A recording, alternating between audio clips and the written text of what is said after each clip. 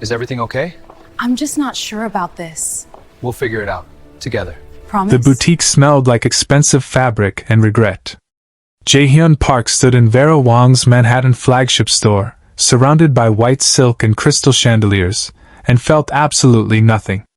He was here to buy a wedding gown for his fiancée, Minji Kang, daughter of Korea's third-largest telecommunications empire. Strategic marriage. Merger disguised as romance. His father had arranged it. Jae-hyun had agreed because that's what you did when you built a $2.3 billion tech company before 35. You made smart decisions, not emotional ones. The sales associate was showing him options. Italian lace. French tulle. Words that meant nothing. He nodded at appropriate moments, checked his Patek Philippe, calculated how long before he could leave. Then he saw her. Maya Chin stood near the back of the boutique, sketching something on an iPad, completely focused, not seeing him yet. 7 years? 7 years since she'd walked out of their apartment with 2 suitcases and a note he'd found 3 days later because he'd been in Singapore closing a deal. 7 years since he'd chosen a board meeting over her birthday. 7 years since he'd said, "I'll make it up to you." So many times the words lost meaning. And standing next to Maya, tugging on her sleeve, asking something in a voice that carried across expensive silence, was a little boy. Maybe 5 years old. With Jae-hyun's eyes. His heart stopped. The sales associate was still talking. He couldn't hear her. Couldn't hear anything except the sound of his own breathing and the kid, his kid, that was his kid, laughing at something Maya said. Maya looked up. Their eyes met across 20 feet of wedding gowns he was buying for another woman. And Jae-hyun realized he'd made the biggest mistake of his life 7 years too late. If you're still watching right now, drop a comment and tell me where you're watching from. Subscribe to our channel for stories that can make you smile, and can also make you cry for absolute strangers. Now, let's get into the story. Maya's expression didn't change. That was worse than anger. Worse than tears. She just looked at him the way you'd look at a stranger, then turned back to her iPad like he was nobody. The kid was still watching him though. Curious. Innocent. Completely unaware he was staring at his father. Jae-hyun's hands were shaking. He shoved them in his pockets. The sales associate finally noticed something was wrong. "Mr. Park? Are you alright? Should I give you a moment? Who's the head designer here?" His voice came out wrong. Too rough. "I need to speak with the head designer." "That would be Ms. Chin. Maya Chin. She's right there, but she's quite busy, get her." It sounded like an order. He didn't mean it to. The associate hesitated, then walked over to Maya. Jae-hyun watched them talk. Watched Maya's expression shift from focused to irritated to resigned.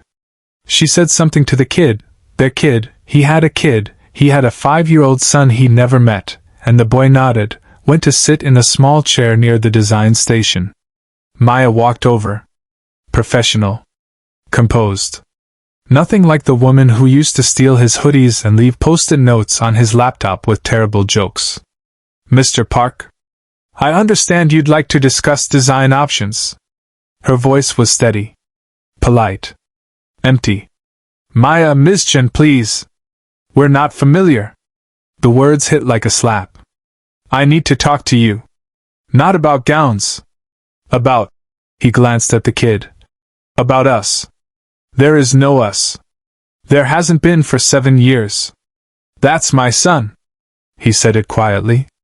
The sales associate had moved away but not far enough. Maya's jaw tightened. "That's my son. Kai. He has nothing to do with you. He has my eyes, he has my strength. My resilience. My ability to show up." The words were sharp. Controlled. Devastating. "You want to discuss design options for your fiancée's gown? I'm happy to help. You want to discuss anything else? Leave. Maya, please, you don't get to please me. You lost that right when you missed my birthday for a board meeting. When you chose Singapore over our anniversary. When you looked at me after I told you I was exhausted and said just push through it. I didn't know you were pregnant, because you never asked. Because you never looked at me long enough to notice I was throwing up every morning. Because you were building an empire, and I was supposed to be grateful to watch. The kid, Kai, looked over, sensing tension. Maya's expression softened immediately when she looked at him. Smiled. Waved. The boy waved back, returned to the book he was reading. That simple gesture, the way she could shift from fury to gentleness in a heartbeat, broke something in Jae-hyun's chest. I would have helped. If I'd known, would you? Really? Or would you have seen it as another obligation cutting into your schedule? He had no answer. Because she was right. 7 years ago, he'd been obsessed. Consumed. 28 years old with venture capital funding and a vision and absolutely no room for anything that didn't serve the company. Maya had understood at first. She was building her own career, fashion design degree from Parsons, internship at Carolina Herrera. They were both hungry. Both driven. But somewhere between Series A and Series B funding, between his first Forbes 30 Under 30 mention and the Wall Street Journal profile, Jae-hyun had stopped seeing her as a partner and started seeing her as an accessory that required maintenance he didn't have time for. I'm different now, he said. It sounded hollow even to him. Good for you. I'm different too. I'm a single mother running a successful design house with clients in 14 countries. I'm happy. Kai is happy. We don't need you. He deserves to know his father. He deserves a father who shows up. Can you do that? Can you put him first? Before board meetings and investor calls and whatever strategic marriage you're planning with the telecommunications heiress? The mention of Minji felt like ice water. You know about that? I read Forbes too. Congratulations. Very. Smart match. Your combined companies will dominate the Korean market. It's not, I don't love her. Maya laughed. Sharp. Bitter. You didn't love me either. Not enough. Love was always something you'd get to later, after the next funding round, after the next acquisition, after you'd built enough success to feel worthy of taking a breath. But later never came. That's not fair. You want to talk about fair? I left you a note. Did you even read it? He had. Eventually. 3 days after she left. After he'd gotten back from Singapore with an extra $50 million in funding and found their apartment empty except for a single piece of paper on the kitchen counter. Don't let ambition cost you the people who matter most. He'd memorized it. Too late. I read it. And I didn't understand. Not then. And now? Now I'm standing in a bridal boutique buying a gown for a woman I don't love while the woman I did love is 10 feet away with our son and I can't fix any of it. Silence stretched between them. The boutique continued around them. Other customers. Other sales associates. Other people building lives that didn't include devastating mistakes. You can't fix it, Maya said finally. But you can choose differently going forward. What does that mean?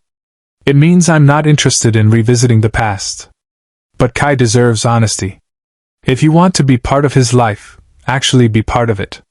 Not the version where you show up for birthdays and holidays and feel like you've done your duty. The real version. The hard version. The version where you're present. I can do that. Can you? Your fiancée, I'll call it off. The words came out before he'd fully processed them. Maya blinked. What? The engagement. The merger. I'll call it off. Because you saw your son? That's not how this works. You don't blow up your life because of guilt. I'm blowing it up because it's not my life. It's a performance. And I'm tired of performing. For the first time, Maya's composure cracked. Just slightly. Jae-hyun, I know I don't deserve another chance. I know I can't undo 7 years. But I'm asking anyway. Let me try. Let me know him. Let me. His voice broke. Let me be the father I should have been. Maya looked at Kai. The boy was watching them now, book forgotten, sensing something important was happening. I need to think about it. This isn't just about you and me. It's about him. His stability. His happiness. I understand. Do you? Because the Jae-hyun I knew didn't understand anything except winning. And children aren't deals you close. They're people. Complicated, messy, beautiful people who need more than money and good intentions. I know. I don't think you do. But maybe. She stopped. Considered. Come back tomorrow. 6 p.m.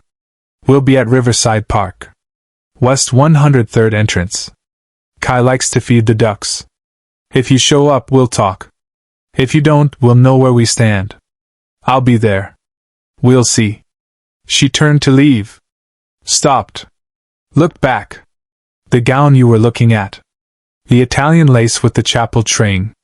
It's beautiful. But it's not right for you. What? Your fiancée. Minji Kong. I know her measurements from a fitting she did last year at another house. That dress is too structured for her frame. She needs something softer. More fluid. If you actually loved her, you'd know that. She walked away. Back to Kai. Picked him up easily, settled him on her hip, gathered her things. The boy looked at Jae-hyun one more time. Waved. Small fingers. Innocent. Unaware he just changed his father's entire world. Jae-hyun stood alone among wedding gowns he couldn't buy and a future he couldn't marry into and a past he couldn't undo. The sales associate approached cautiously. Mr. Park? Should I wrap up the gown you selected? No. No? I need to make a call. He walked outside. 5th Avenue. Manhattan afternoon. Too bright. Too loud. Too normal for the way his life was imploding. He dialed Minji. She answered on the first ring. Jae-hyun. How's the dress shopping? Did you find something beautiful? We need to talk. Her tone shifted. That sounds ominous. I can't do this. The wedding. The merger. Any of it. Silence. Then, is this about her? What? Maya-chin. Your ex. I had you followed. I know you saw her today. I know about the child. Ice flooded his veins. You knew? I'm not stupid. You think I'd agree to marry you without research? I know everything. The failed relationship, the kid, the way you've been sleepwalking through this engagement pretending we're building something real. Then why? Because I thought you'd moved on. I thought we could build something practical. Beneficial. But clearly you haven't. You're still stuck on the woman who left you. She didn't leave me. I drove her away. Semantics. Point is, you're not present. You're not committed. And I refuse to marry someone whose heart belongs to someone else. Minji, don't apologize. Just be honest. Do you love me? He should lie. Should say the deal. Should think strategically. No. Thank you for finally telling the truth. I'll inform my father. Expect the partnership talks to dissolve. Your stock will take a hit. I know. Was she worth it? The question hung. I don't know yet. But I need to find out. Minji laughed. Not cruel. Just tired. Good luck, Jae-hyun. Truly. I hope you figure out who you actually are underneath all that ambition. She hung up. He stood on 5th Avenue holding his phone and watching his carefully constructed future crumble. His father would be furious. The board would question his judgment. Investors would get nervous. Stocks would drop.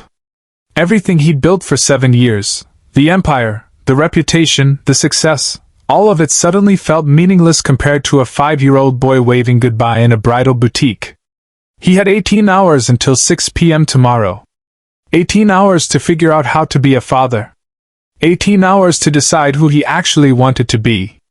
If you're still watching, drop a still watching in the comments, because this next part changes everything. Jae-hyun didn't sleep.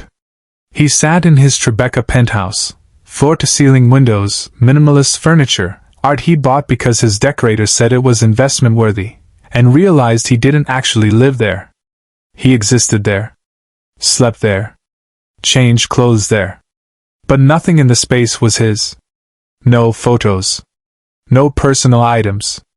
No proof that a human with preferences and memories and a past occupied this $8 million box. He opened his laptop. Googled Maya Chin. Her design house, MC Atelier, had a clean, elegant website. Testimonials from brides across 3 continents. Features in Vogue, Martha Stewart weddings, The Knot. She'd built something beautiful. Something meaningful. Something that mattered to people on the most important day of their lives.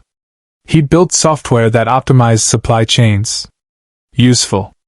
Profitable. Completely soulless. At 3 a.m., he found himself looking at photos of Riverside Park. Planning what to say. How to act. Whether bringing a gift was appropriate or desperate. His phone buzzed. Text from his father. Minji's father called. "What the hell did you do?" He didn't respond. Another text. "Call me. Now." He turned off his phone. At 4 a.m., he started writing a letter. "Dear Kai." Then stopped. "You couldn't introduce yourself to your son via letter. That was cowardice." At 5 a.m., he gave up on sleep entirely. Showered. Dressed casual, jeans, sweater, nothing that screamed billionaire trying too hard. At 6 a.m., he went to a bookstore. Stood in the children's section feeling completely lost. What did 5-year-olds like? He grabbed 3 books. Dr. Seuss. Maurice Sendak.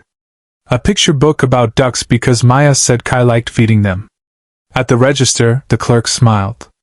Someone's birthday? Something like that. He spent the day walking. Manhattan to Brooklyn and back. Burned through nervous energy. Tried to script conversations that all sounded forced. By 5 p.m., he was at Riverside Park. Too early. He sat on a bench near the West 103rd entrance and watched families. Fathers pushing strollers. Mothers chasing toddlers. Kids on bikes.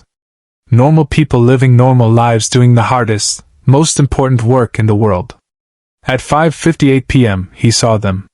Maya in jeans and a sweater, Kai running ahead with a bag of something, probably bread for the ducks. They hadn't seen him yet. He could still leave. Could text an excuse. Could go back to his penthouse and his empty life and his profitable emptiness. Kai spotted him first. Pointed. Said something to Maya. She looked. Saw him. For a moment, Jae-hyun thought she might turn around. Walk away. Decide he wasn't worth the risk. But she didn't. She took Kai's hand and walked over. You came. I said I would. People say a lot of things. She wasn't wrong. Kai was staring at him. Curious but cautious. Hiding slightly behind Maya's leg. Kai, Maya said gently. This is Jae-hyun. He's someone I used to know. He'd like to talk to us for a bit. Is that okay? The boy nodded. Didn't speak. I brought books, Jae-hyun said. It came out awkward. He held up the bag. If you like books. You don't have to, I like books. Kai's voice was small. Soft. Nothing like the confident kid laughing in the boutique. Which ones? All of them. Jae-hyun smiled. Felt it crack something in his chest. Me too. They walked to the duck pond. Kai ran ahead, bread bag clutched in small hands. Maya and Jae-hyun followed at a distance. He knows who you are, Maya said quietly. What? I told him this morning. That his father was someone I loved once. Someone who made mistakes but maybe wanted to try again. I didn't give details. But he knows. What did he say? He asked if you were nice. And you said? I said I didn't know anymore. That we'd have to find out together. They reached the water. Kai was already throwing bread, laughing as ducks swarmed. Pure joy. Uncomplicated. I called off the engagement, Jae-hyun said. Maya didn't look at him. I know. It's on Business Insider. Your stock dropped 12% this morning. I don't care. You will. When your board starts asking questions. When investors pull out. When your father stops speaking to you. He already has. Good. Maybe you'll finally figure out who you are without his approval. Kai came running back. Did you see? There were 7 ducks. 7. I saw, Maya said, smiling. That's a lot of ducks. Do you want to throw some? Kai asked Jae-hyun. The question was so simple. So profound. I'd love to. They threw bread together. Kai explained duck hierarchy with the seriousness only a 5-year-old could manage. Jae-hyun listened like it was the most important business presentation of his life. Because it was. This was the pitch that mattered. Not venture capital. Not market dominance. Just, please let me be part of your life. After the bread ran out, they sat on the grass. Kai between them. Not touching Jae-hyun but not avoiding him either. Progress. I have a question. Kai said suddenly. Okay. Jae-hyun said. Why weren't you here before? The question was innocent. Devastating. Jae-hyun looked at Maya. She wasn't helping. This was his to answer. I made mistakes, he said carefully. I chose work over people. Over your mom. I thought building a company was the most important thing. But I was wrong. Do you still think that? No. What's the most important thing now? Jae-hyun looked at Maya. At Kai. At the life he'd missed. This. You. Being here. Kai considered this. Okay. You can come back tomorrow if you want. We're going to the library? I'd like that. Okay. That easy. That simple. Permission from a 5-year-old that meant everything. Maya stood. We should go. It's almost dinner time. Jae-hyun stood too. Can I come to dinner? No. Not yet. This is enough for today. Okay. Kai surprised him by offering a small wave. Bye, Jae-hyun. Not dad. Not father. Just his name. But it was something. They left. Jae-hyun watched them walk away, Maya's hand in Kai's, their rhythms synchronized from years of just the two of them. He'd missed so much. First steps. First words. First everything. And he could never get it back. But maybe he could be there for what came next. His phone buzzed. Message from his CFO. Board meeting tomorrow. They want answers. He texted back. Cancel it. Another buzz. His father. You've embarrassed this family. Don't come to the house. He didn't respond.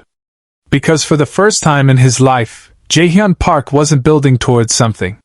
He wasn't optimizing or strategizing or planning 3 moves ahead. He was just standing in a park where his son fed ducks and his ex-wife gave him one more chance he didn't deserve. And somehow, losing everything felt like finally finding something real. If you made it this far, thank you. Here's what I want to know, can ambition and love coexist? Or does success always cost something irreplaceable? Comment worth it if you think he can rebuild. Comment too late if some doors close forever. Where are you watching from? Have you ever realized you lost something important while chasing something meaningless? Subscribe if you haven't. These stories need you.